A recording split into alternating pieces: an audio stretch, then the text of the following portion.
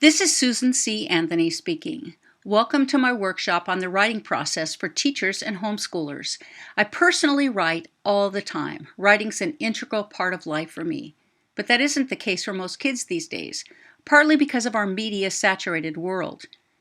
Writing helps kids shape and organize their thoughts. It helps them learn to think as well as to communicate.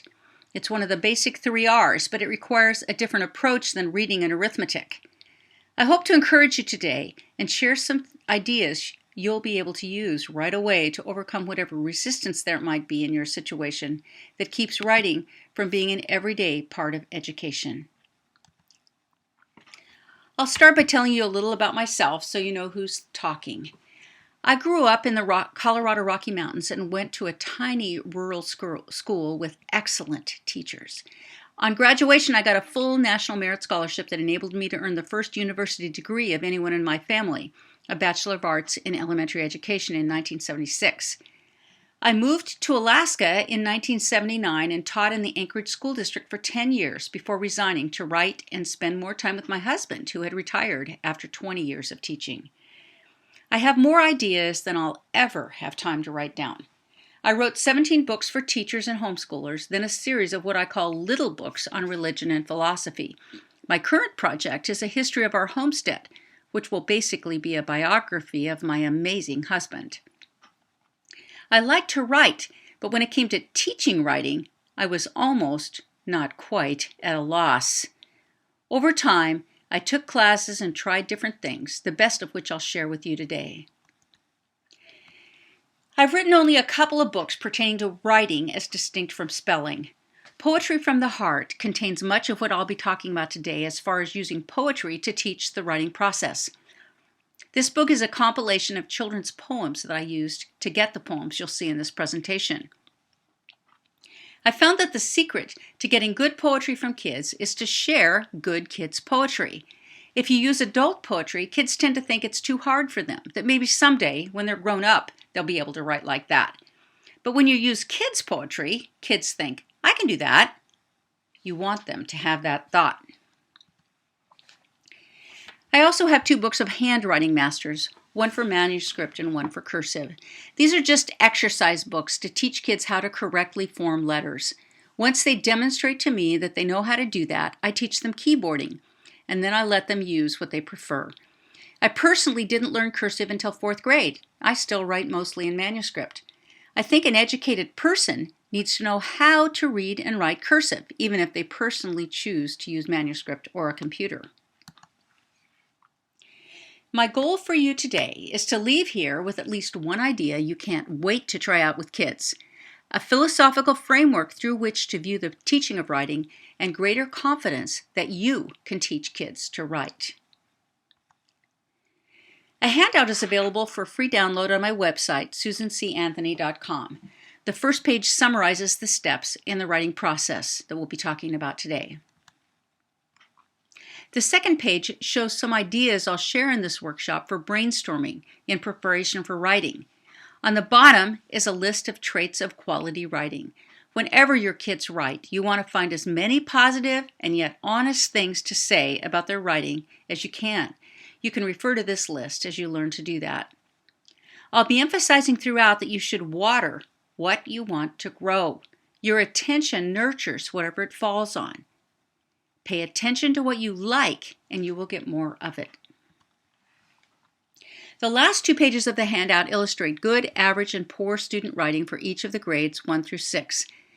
Homeschool parents sometimes don't really know what to expect from kids at different age levels. Often their kids are doing better than they think compared to others the same age. Teachers see a lot of kids writing, so are more familiar with what is average, below, and above average.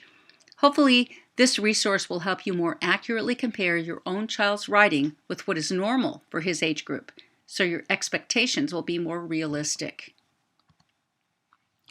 Writing isn't always taught effectively because people aren't sure how to teach it.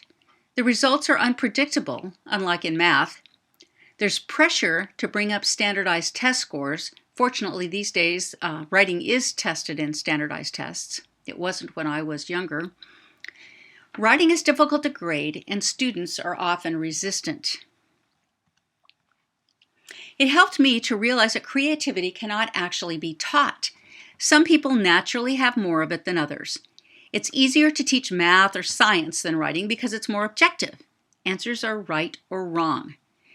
Teaching creativity is different than teaching facts or skills. Let's use art as an example. In art, there are facts kids have to learn. The primary colors, how to mix colors, the kinds of media they can use, and so on. There are also skills. For example, how to use a brush to make fluffy clouds, how to incorporate three-dimensional perspective, how to do a watercolor wash. You can directly teach kids facts and skills, but the final product is less dependent on facts and skills than on creativity. That's an individual thing that's related to talent, personality, and ideas. You can't teach creativity, but you can foster and nurture it. A couple of analogies helped me: farming and fishing. Farmers can control some things. They can plant quality seed, plant at the right time, fertilize, irrigate, control weeds, and so on. But there are important things they can't control, mainly weather. A good farmer gets better results than a poor farmer, all other things being equal, but there are never guarantees of success. Fishing is another analogy. I personally don't like fishing much, even though I live in Alaska, a fisherman's paradise. I fish if fish are biting. But a good fisherman knows the best bait to use, the best time to fish, and exactly how to present the fly. Unless there are fish in the stream, though, the best technique doesn't help. The best fishermen are persistent. They move around and keep trying until they get results. It finally occurred to me that even bad fishermen like me catch a lot more fish if their line is in the water. The more writing kids do, the better they get. Keep trying different ideas. Some will flop. Don't be discouraged. Try something else. Be persistent and don't give up. Keep your line in the water. Focus on whatever success you see. Thomas Edison once said, "I have not failed anything 10,000 times. I've successfully found 10,000 ways that don't work." That's the attitude you want. Remember that something that doesn't work when you first try it might work a year or so later with a different child or with a different child. Most people know that the right hemisphere of the human brain operates somewhat differently than the left. The left brain is more logical, time-oriented, and factual. The right brain is more creative, free-flowing, and artistic. I first read this paragraph in a speed reading class. It changed my approach to teaching language arts and writing. Creative thinking leads to the birth of new ideas, while critical thinking tests ideas for flaws and defects. Both are necessary, yet they are incompatible. Creative thinking interferes with critical thinking, and vice versa. To think creatively, we must let our thoughts run free. The more spontaneous the process, the more ideas will be born. A steady stream of ideas furnishes the raw material. Then critical judgment selects and refines the best ideas. Though we must engage in the two types of thinking separately, we need both. Notice the last sentence again. Though we must engage in the two types of thinking separately, we need both. I sat down and listed what aspects of writing fall into each category. The creative aspects are concerned with ideas and expression. The critical aspects are concerned with form. We'll be talking about creativity in this workshop. My workshop, Spelling for Success, addresses the critical aspect of writing. The idea is to teach each part separately and concurrently, then tie them together. Transfer doesn't automatically occur from a spelling curriculum or a language curriculum into student writing. And kids don't learn to spell, punctuate, and capitalize just by writing. You have to build a bridge from both sides toward the middle. The eventual goal is for both aspects of writing to be united into one process, with the critical aspects having been learned to the point that the mind is free to think, even to switch smoothly from one hemisphere to the other and back, as adults do. Think about basketball. Players need to learn the rules of the game. Those are facts. They spend a lot of time practicing isolated skills, such as dribbling and shooting, with a goal to master those skills so they become second nature. Then, during a game, a player's mind is free to think about the particular situation he's in and how best to get the ball into the basket. In a way, his mind has been freed to think creatively because everything else is automatic. In the course of figuring out how to best teach kids to write, someone had the brilliant idea that they should observe what real writers actually do. Although different writers approach their work somewhat differently, there are commonalities. That's how this outline came to be.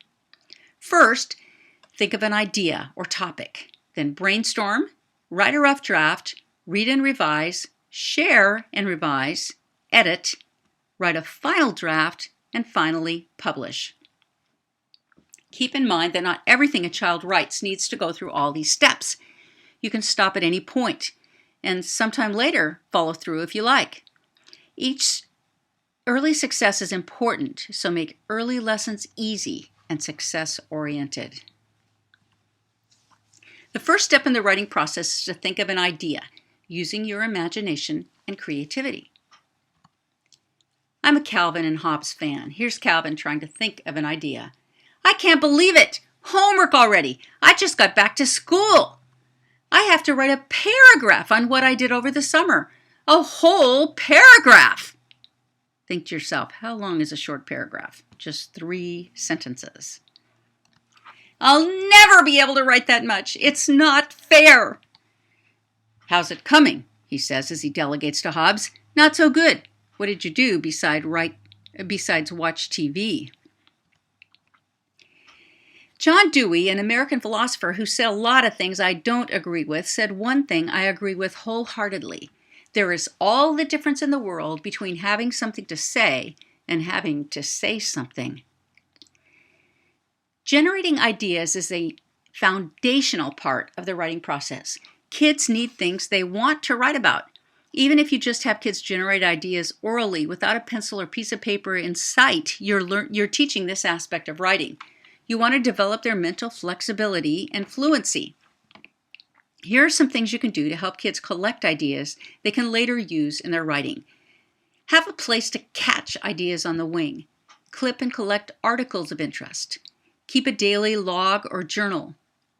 Make a picture file. Keep collections of real things. Travel logs or books with lists of ideas and curriculum materials. For Christmas in 1982, my cousin gave me this calendar book. I was visiting her in Washington, D.C. at the time, and it was a nice book, but I didn't really know what to do with it. I already had a small appointment book in my purse.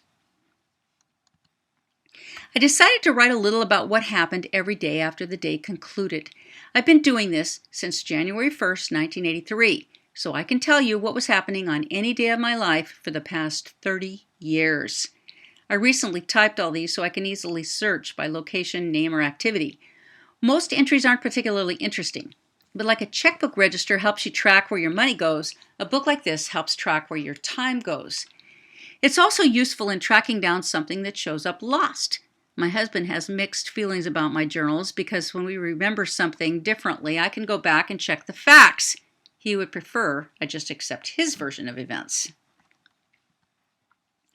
One of the things I do with logs at the end of the year is read through to decide what's most interesting and could be included in a Christmas letter.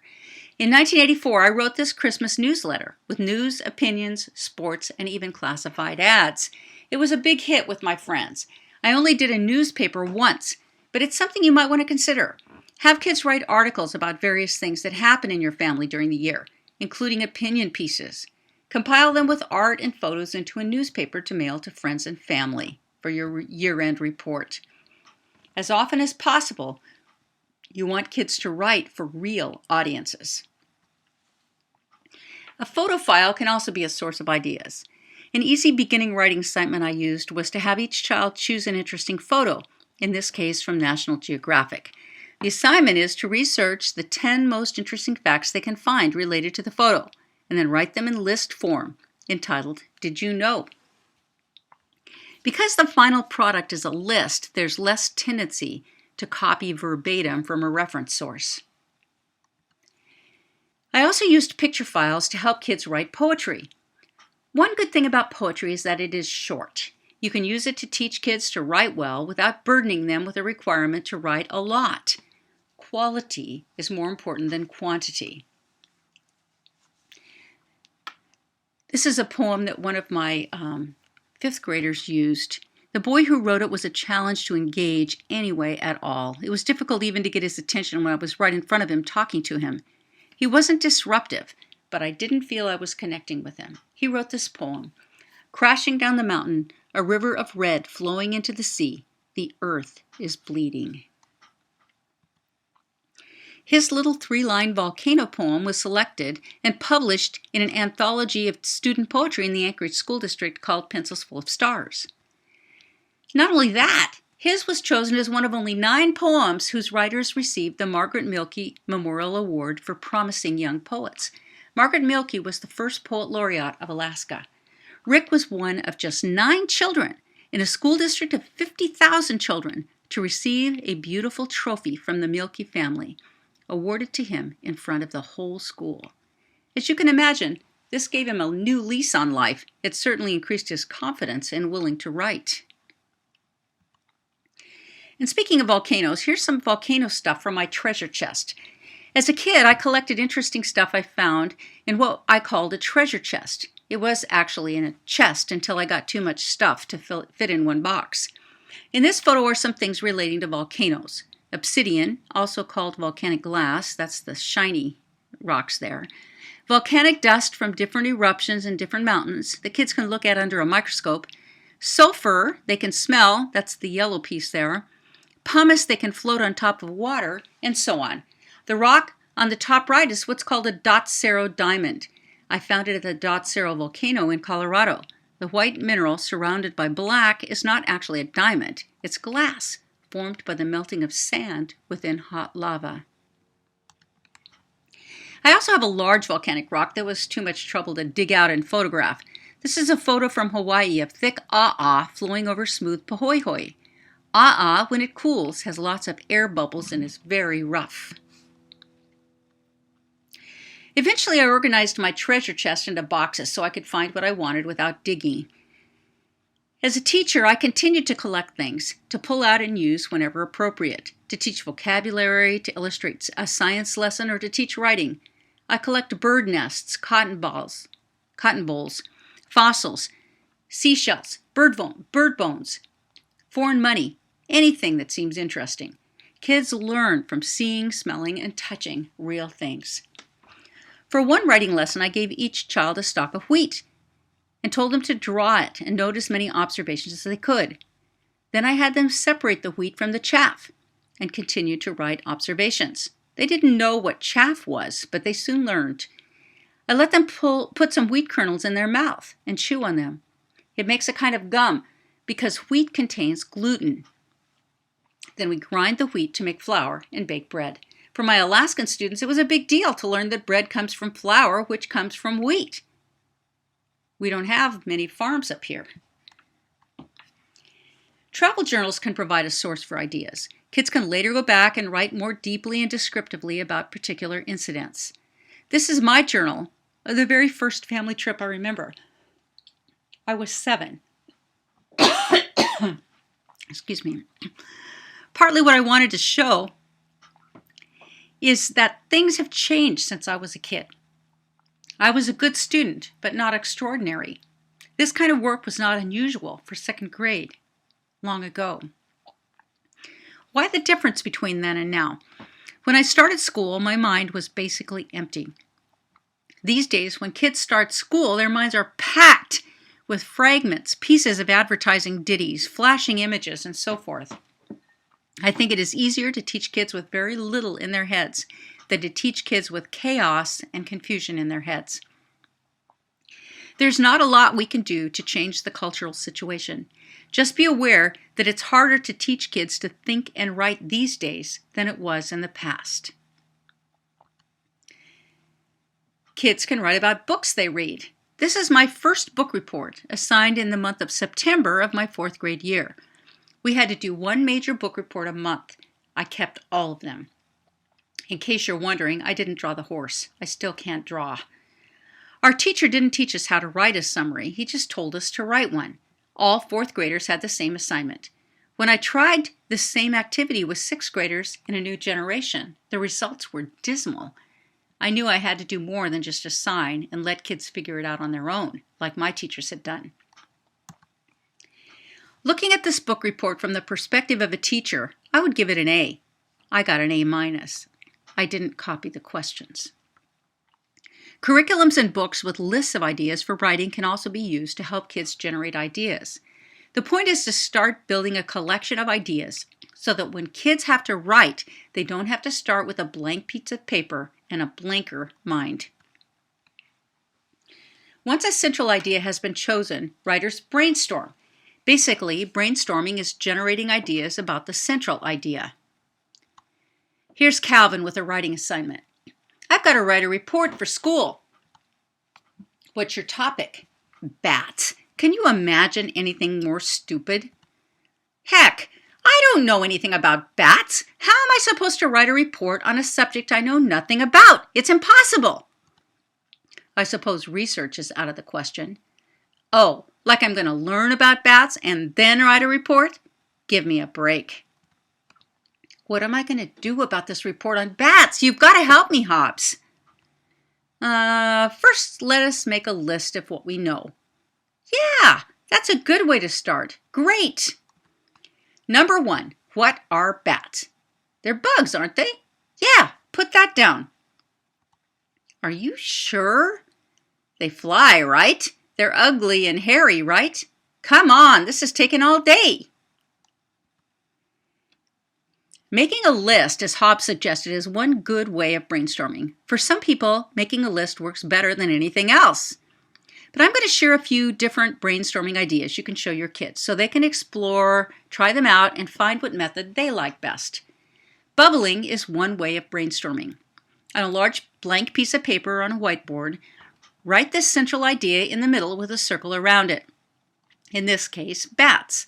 As you generate ideas about the topic, draw additional circles, each containing 1 or 2 words to remind you of the idea or thought. You might end up with something like this if your topic is bats. After generating all the ideas you can think of, go back and use color to highlight ideas that belong together. Look for categories such as what bats eat. Circle all ideas relating to what bats eat in one color, all the facts relating to where bats live in another color, and so on. This is the basis for an outline. Clustering is much the same. As you start with a circle in the middle around your central topic, bats. In this case, though, you first think of categories and then details, whereas with bubbling, you think of details and then categorize them. Draw a line and circle from the central topic for every category and note it in the new circle you draw. Connect subcategories and details to the categories using other lines and circles. Ideas can be connected to more than one category if appropriate. A cluster on the topic of bats might look something like this. Notice from the central bats circle, there's what they eat, where they live, bats are mammals, and bat bodies. And then from that, there are a bunch of other ideas. Mapping is similar to clustering, but it uses straight lines. Maps can be easily made into formal outlines once brainstorming is complete. Write the central topic in a circle in the middle of the page, as before. Write main ideas on lines connected to the circle. Write supporting ideas on lines connected to the main ideas. Write details on lines connected to the supporting ideas, and so on. When finished, you can go back and number the main ideas, supporting ideas, and details that you want to use as your sequence for your writing. Here's how a map might look on the subject of bats. 80% of good writing takes place in the writer's head before pencil touches paper. Kids who are fluent and flexible thinkers will find learning to write a whole lot easier. A writing lesson can consist of nothing other than brainstorming. For example, list everything you can think of that's green, everything would need for a trip to the beach, etc. Time it, make it fun. Use small pieces of paper or the backs of old worksheets to reduce brain freeze. And it's okay to stop after brainstorming. Not every idea has to proceed on to become a published piece of writing.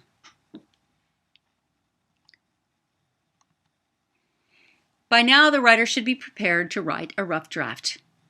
Do your best to get kids to double space. Good luck. It is amazing how resistant they are to that. It can save them a lot of time and trouble in the long run, however. So back to Calvin. I think we've got enough information now, don't you? All we have is one fact you made up. That's plenty. By the time we add an introduction, a few illustrations, and a conclusion, it'll look like a graduate thesis. Besides, I've got a secret weapon that will guarantee me a good grade. No teacher can resist this. What is it? A clear plastic binder. Pretty professional looking, eh? I don't want co-author credit on this, okay?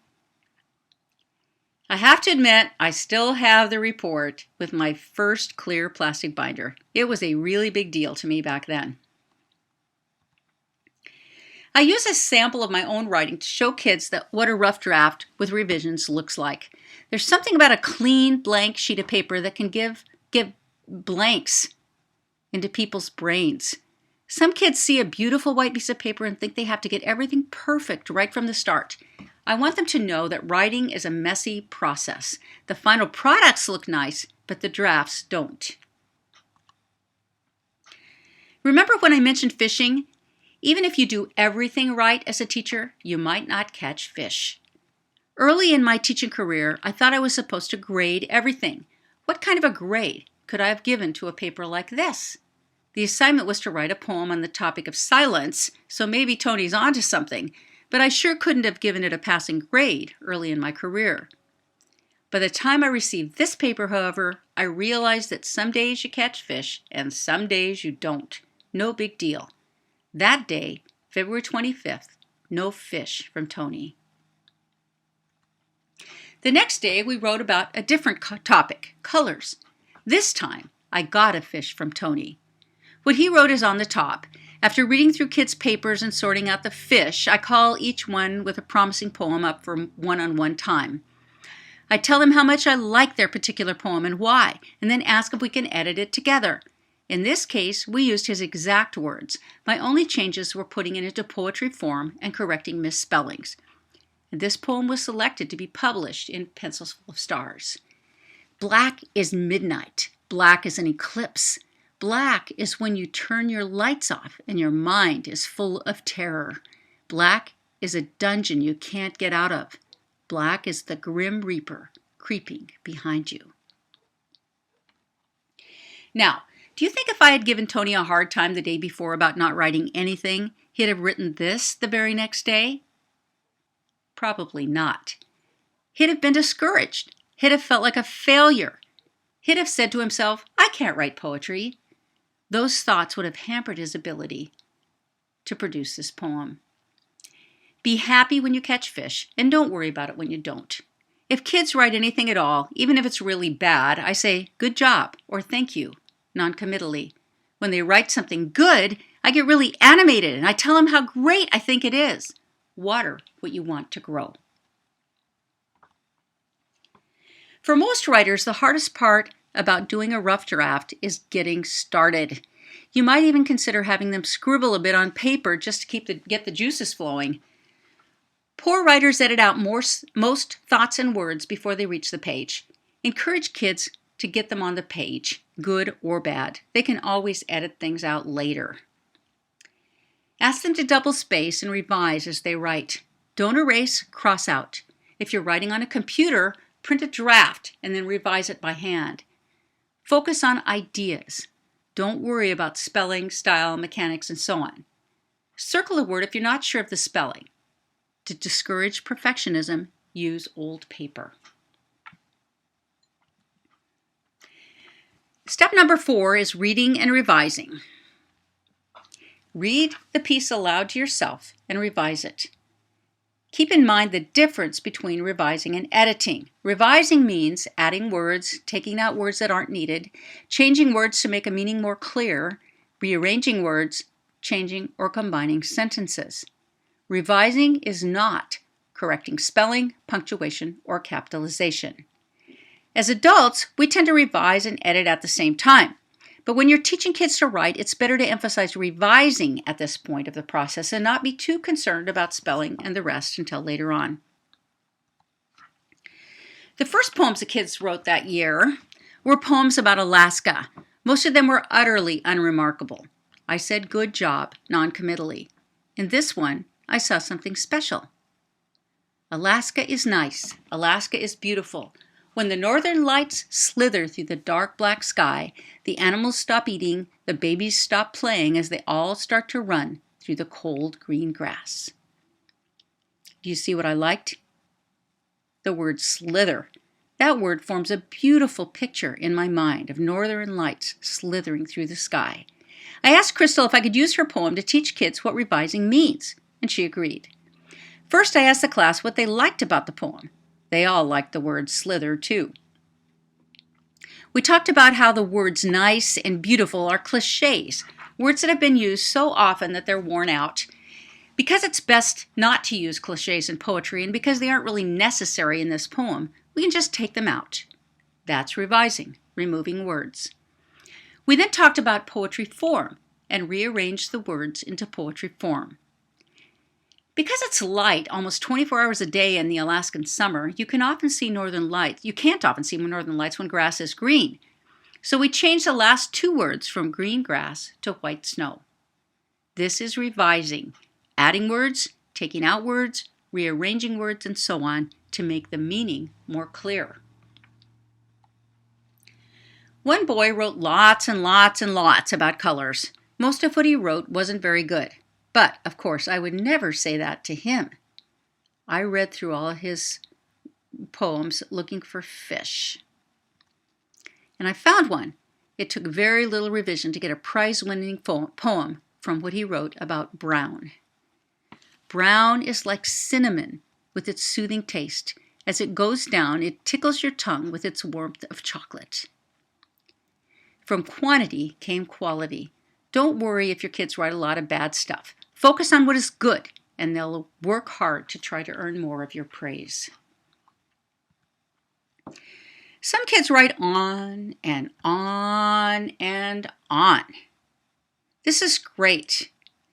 I tell kids, though, that poems are like snapshots. You want them sharp, clear, and concise. Stories, by contrast, are like movies. I got together with Kim one-on-one and we looked through the 3 pages she wrote to find the strongest words and images. She then combined them into my all-time favorite poem about fog. Fog dances in the untamed world. She leaves soft footprints in the air. Her wispy hairs cool down the sky. She slithers past me on the ground and wraps around the trees. Notice the word slither. After Crystal's poem, the kids knew I liked that word and everything started to slither. One little boy wrote that he slithered down the stairs to breakfast. But kids soon branched out and looked for other descriptive words, and their writing improved as a result. Mark Twain, an excellent writer, said, "The difference between the right word and the almost right word is the difference between lightning and the lightning bug." To get lightning bugs, you need to revise. The best writers revise the most. To revise, you read what you've written aloud to yourself. If you don't like something, cross it out and change it. Don't recopy the paper unless it becomes impossible to read. This is why you double space, to save yourself work.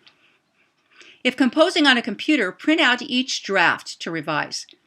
Sometimes you'll decide to go back to the first way you said something. You don't want it to be deleted. After reading what you've written to yourself and revised, it's time to share with someone else. That's step 5. Many professional writers meet with other writers to critique each other's work. They want to hear everything bad someone has to say before publication so they can work on the troublesome parts and make them better. Kids who are learning to write don't have the thick skins of professional writers, so you want to move gently and gradually from applause toward constructive criticism. Don't force sharing on an unwilling group. Teach children how to encourage each other. Model that. To start with, tell the writer what you liked best. The writer can highlight those parts to keep. Next, our writer may request assistance. I had a hard time with something or other. Does anyone have an idea? Third, the audience may ask questions if something is unclear to them. Once trust is strong, the audience can make suggestions. Be careful not to let kids tear each other down with criticism. Focus on what is good. Some groups of kids become excellent and fully functional writers' groups. Don't be discouraged if that's not the case with your kids, but don't assume it won't happen. You never know. The best writers revise the most. Every bit of revising can make a piece better. Dr. Seuss wrote 600 pages to get just 20 final pages in, and I saw it on Mulberry Street. The best writers revise again and again. After you have the words you want and they're saying the things you want to say, it's time to edit. I have a whole different workshop on that, Spelling for Success. Until kids learn to edit their own work, you can ask their permission to serve as their editor. Otherwise, the writing process will bog down on this step. You want kids to get through to a final draft and publication so they can see the rewards of writing. I tell kids my goal is that they'll eventually be competent editors themselves. But until that time, I will sometimes edit for them. I keep them right beside me while I'm doing that and see if they can spot misspellings or mistakes before I do. I talk them through the process as I do it so they can follow how I'm thinking. For a final draft, everything counts. You don't want to let kids' writing out to be seen by the public until it is right. People are extremely judgmental. You saw how with poems I would arrange them in poetry form until kids learned to do that themselves. I taught kids how to copy precisely using the check and correct procedure from spelling. I insist that every word they can see be correctly spelled with the meaning correctly copied and checked. I don't insist that final drafts be in ink. With pencil, kids can carefully erase and correct tiny errors that might make their way into a final draft. Oh, how I hate the rewriting. At least these days, kids don't have to chisel in stone to rewrite. The writing process has not changed with computers, but technologically, we're about as far beyond the way things were when I was young as we were then compared to these guys. The final step of the writing process is publication. After all the hard work, this is the reward, and it can be a great reward that makes all the hard work along the way seem more than worthwhile. Publishing simply means sharing with an audience. You can send a letter, post something on the wall, use special pretty paper, reproduce and distribute it, make a book. Creativity is nurtured when kids write for real audiences. The whole point of writing is communication. The audience is who you communicate with. That can be just a teacher or mom, but it's best to find a real audience outside the school setting whenever possible. It's been my experience that when kids know the potential rewards for writing, they will sometimes take off on their own without any pushing or prodding by the teacher. The teacher becomes hard-pressed to keep up with them. I once had a 5th grade class that begged for time to write the whole last month of school. They wanted to finish their books. One girl from that class called years later after she graduated from college to tell me she had just been published and to thank me for getting her started writing. So Calvin's done with his report now. On time, no less. Hi, Susie. Did you write your report? Yeah, I spent all last evening on it. Did you? Well, when you know as much as I do, it doesn't take as long. Mine took about 15 minutes. 15 minutes? Let's see. I guess you won't be setting the grade curve this time, Susie. Read it and weep. Bats, the big bug scourge of the skies. Note the professional clear plastic binder. Bats aren't bugs. And now Calvin is presenting his report to the class. My report is on bats. Dusk. With a creepy, tingling sensation, you hear the fluttering of leathery wings. Bats, with glowing red eyes and glistening fangs, these unspeakable giant bugs drop onto And the whole class responds, "Bats aren't bugs!" "Look, who's giving the report? You chatterheads or me?" "Calvin, I'd like to see you a moment," said the teacher. Always be on the lookout for real writing opportunities and audiences. Here are some thoughts. Thank you notes, books, journals or diaries, pen pals, travel logs, family history, Christmas newsletter, calendars, book reports, adventure book, and learning logs. Learning log would say, "Today I learned," whatever it is. First you do this, then you do that, and so on. Always be on the lookout for real opportunities and audiences.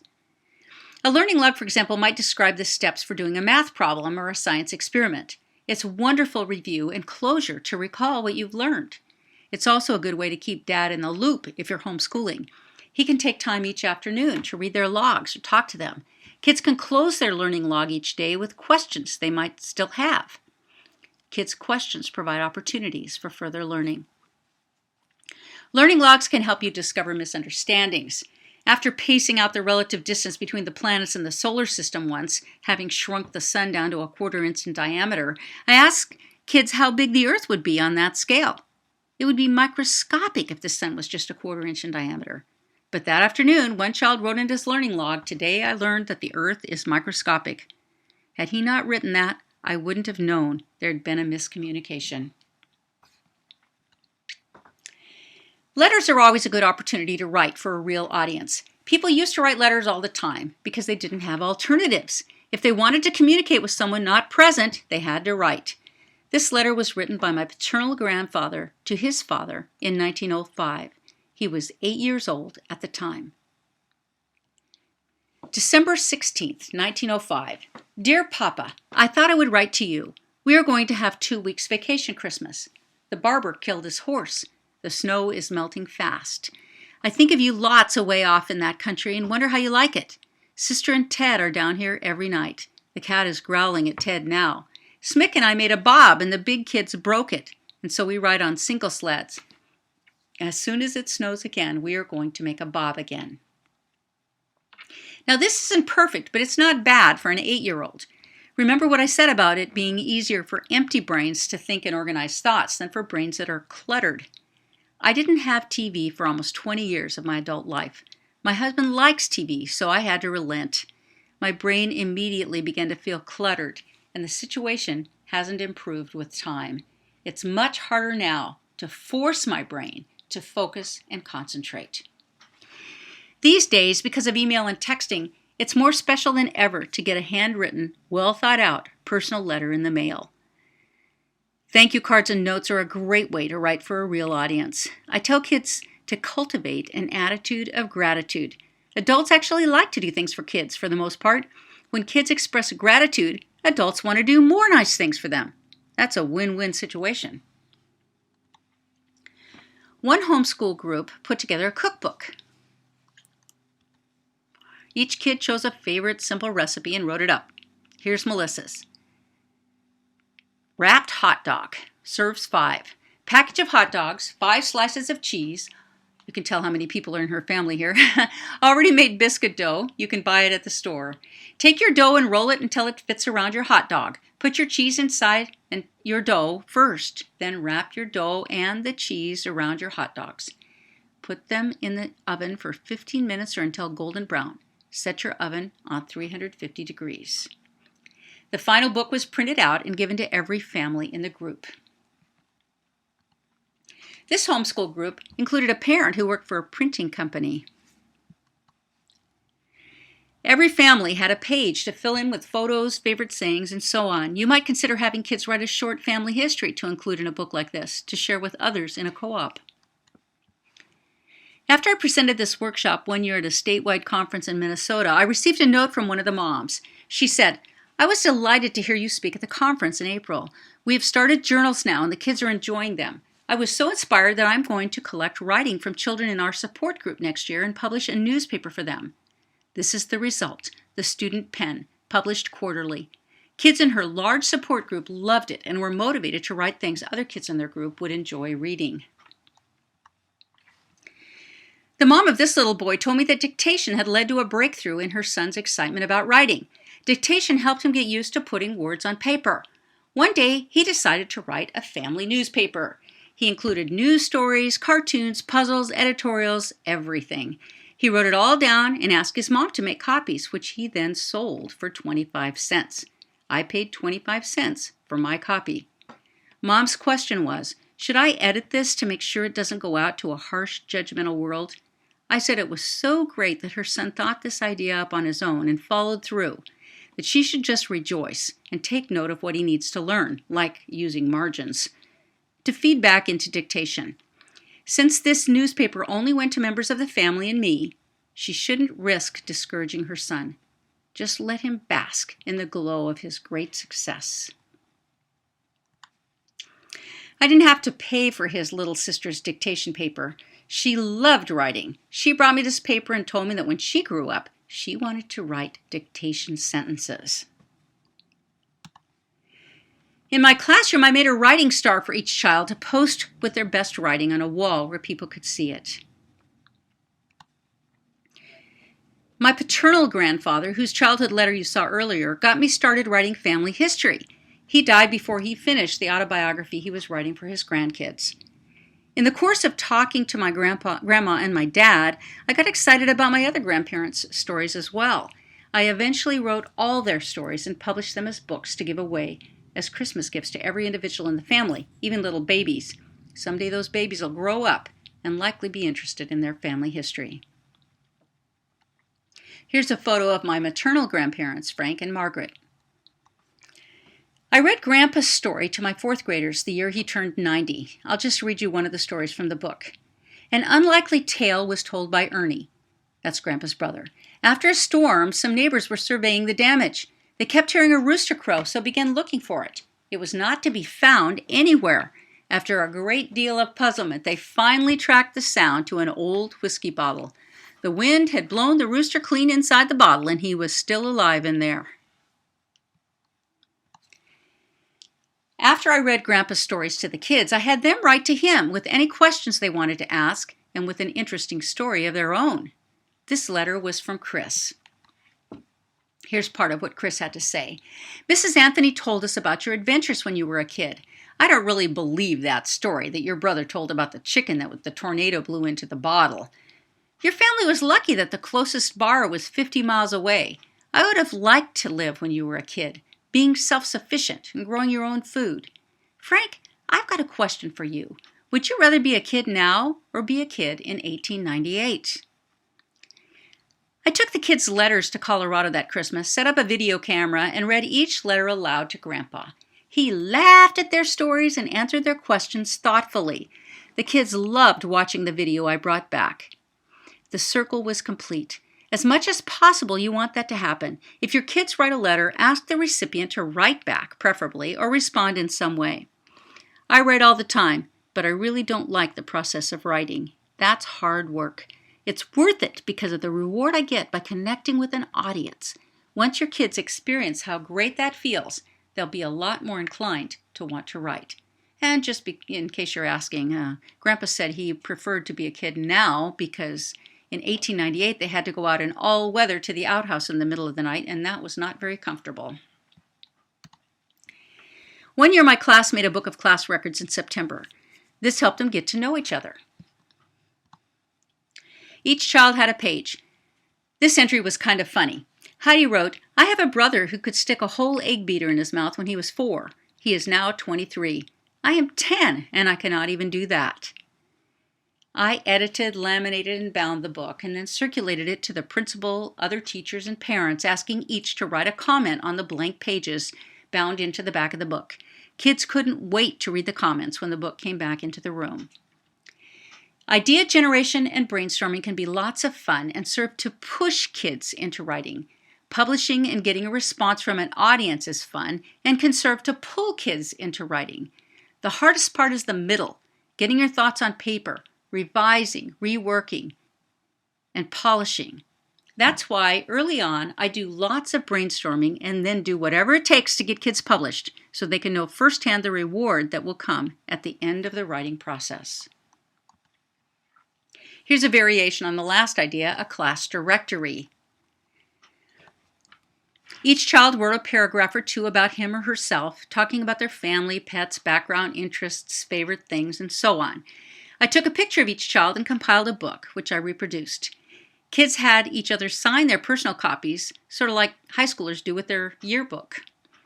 Then we brainstormed all the people in school who help in some way to support them in receiving an education. The crossing guards, cafeteria workers, night workmen, speech teachers, librarian, etc., etc., etc., as well as all the teachers in the school.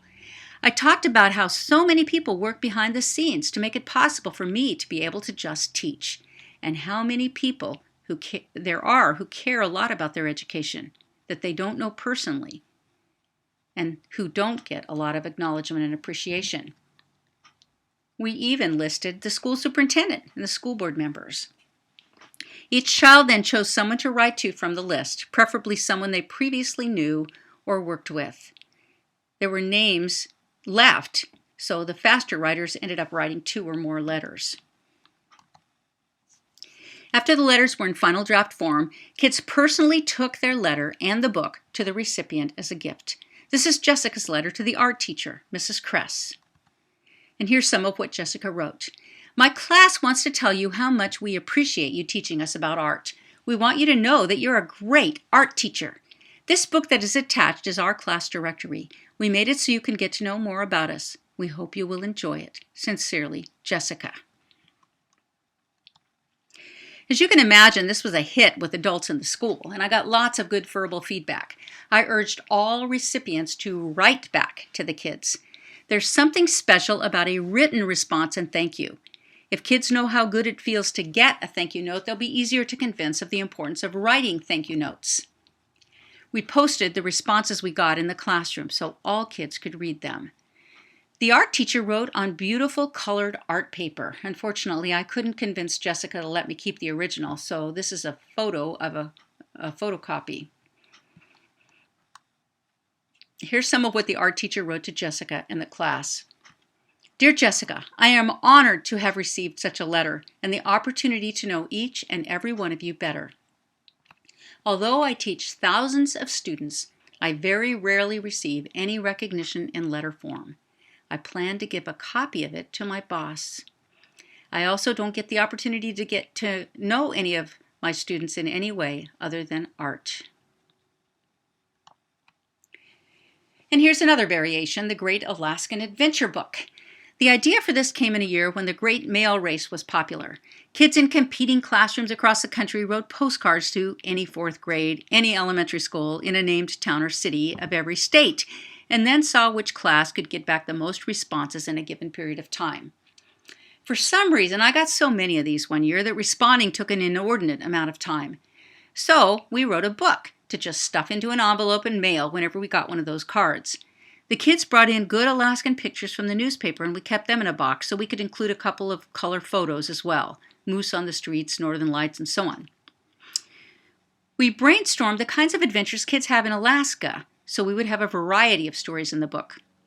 Everybody then wrote a story about their adventure and illustrated it. I edited and published the book. This story was written by James. It's one of my favorites. So we went. On and on. Suddenly my sister yelled, "Watch out!" By the time she said that, I was halfway down the hill. The reason she said watch out, I didn't know at that moment, but I did after that. I had slid right under a mother moose. The calf was behind her eating away. She didn't see me at all. I'm glad for that. The Great Alaskan Adventure Book traveled all over the country. We marked a map to show every place the book went. The kids were soon nationally known authors and then internationally known authors as copies began to be sent overseas. Teachers from many states wrote back that their students just loved this book. Kids wrote packages of letters to my kids and sent us packages and photos and gifts from their state.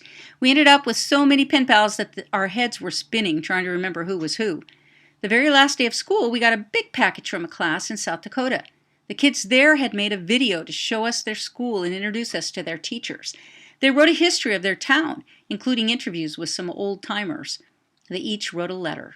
The teacher said our book had inspired her class to do that whole project. She had spent the last month of school racing to keep up with the kids as they worked hard to get their project done before school ended. This is a good problem if you're a teacher. Teachers spend lots of time trying to motivate kids and then sometimes squash the motivation when they get excited about something that isn't in the curriculum right then. We feel pressured to cover the curriculum. But if you have a sense that the kids are interested, hitchhike on their energy and motivation. Another year we published Sparkles, an anthology of poetry written by kids in my class. Again, I asked everyone who got a copy of the book to write back and thank kids for the book. This letter came from a substitute teacher who wrote, I read your poems from Sparkles and I thought they were beautiful. You are a fine example of the tremendously talented students who attend Inlet View. I especially like the poem about fog. I don't believe I've ever read a prettier description of fog. I could almost see it curling around the trees and feel its icy fingers. One thing you want to do as a teacher is build kids' confidence.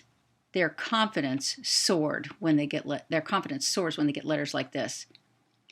He's referring to Kim's fog poem here, the one I liked so much. It's especially good that he noted specific things he liked in their writing, in addition to making the general comment about what talented kids they are. Special pretty paper can make writing and publishing special. You want kids to be proud of the quality of the final product. I had a homeschool writing group one year with 11 kids. We made a calendar to give away for Christmas. This boy's dad was amazed to see this poem by his son, who seemed interested only in computers and baseball. Blue is like the dancing sky. Blue is a nice, soft quilt. Blue is a chirping bluebird dancing on the wind. Blue is the color of the rain on a dark, blustery night. Blue is the glittery sky. Blue is the color of a nice blue flower blowing in the wind. Most kids in the group were intermediate and junior high school kids, but there was one second grader. He was competitive, and it was hard to convince him that he didn't have to keep up with all the rest of the kids, that he was way ahead of where they had been when they were his age. He wrote this poem on the topic of silence, besting his 7th grade brother who didn't have a poetic bone in his body, I'm afraid. Silence is a lifetime. It's like sleeping in paradise. Silence is tickling laughter. It's with me when I'm in bed at night. It's with me every day and month. Some kids have poetry inside them, just waiting to be released. Some kids don't. The brother could probably have become an excellent technical writer. Part of your job as a teacher is to expose kids to a wide variety of things for the purpose of discovering their unique interests and talents. Then follow up on things that attract them. I knew a young man who wasn't exposed to drama until his senior year in high school. He loved it. He was very talented, and it became an important part of his adult life. We would never have known he had that talent without exposing him to trying out for that play. Everybody's different. You can't know in advance what your kids will love and be passionate about. Think of it as a kind of treasure hunt. Set out to find their areas of interest and ability. This little boy was a late bloomer when it came to reading. His mom and I were on the verge of panic. He visited our homestead at the end of 3rd grade and wrote a book about his experiences that I edited and published. Stephen took pictures to accompany the text. Mr. Brandt, whose photo is on the top left here, was substituting in the Anchorage School District.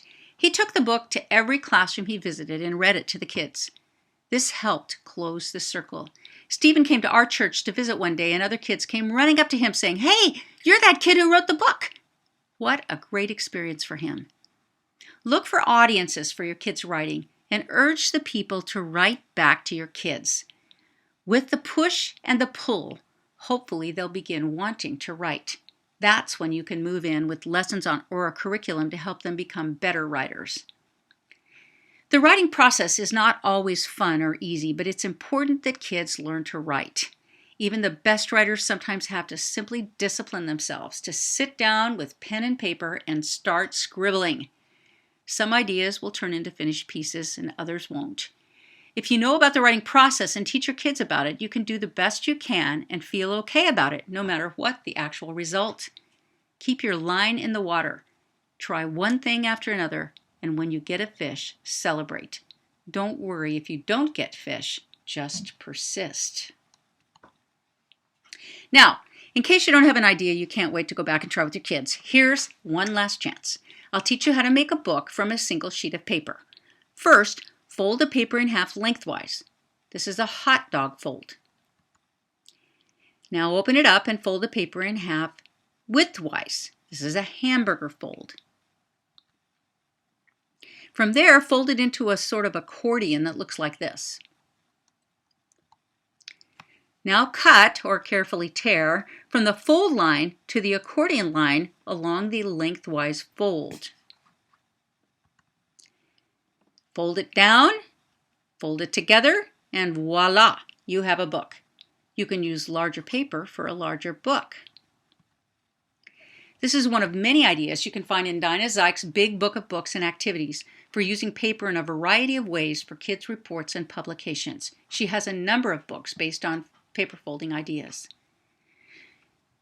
If what you're doing isn't catching fish, change the bait. Sometimes just learning a way to make a little book out of a single piece of paper can be something that works, that gets kids excited about writing. If you'll remember, the objectives were that you will leave with at least one idea you can't wait to try with your kids, with a philosophical framework through which to view the teaching of writing, think farming and catching fish, and with greater confidence that you can help kids learn to write. Please take any of these ideas and use them or spin them to fit. One point was to get your creative ideas flowing by sharing these ideas. Have kids write as often as possible without it becoming a burdensome chore. Keep trying different ideas. Expect progress to be in fits and starts. Don't get discouraged. Keep your line in the water. It can take a while to see results. When kids finally write well and enjoy it, you might see a lot of progress in a very short time. Be cautious if kids are resisting. As much as possible when it comes to writing, tempt them rather than fight them. You can't really force creativity. You can just nurture it. I'd recommend that you view the Spelling for Success workshop if you haven't already done so. You want to build the bridge from both sides toward the center. I'll sign off here. Thanks for listening. Go forth and catch some creative fish. I'd appreciate your sharing any success stories with me. Email some photos, perhaps, to Susan@susancanthony.com. And all my best.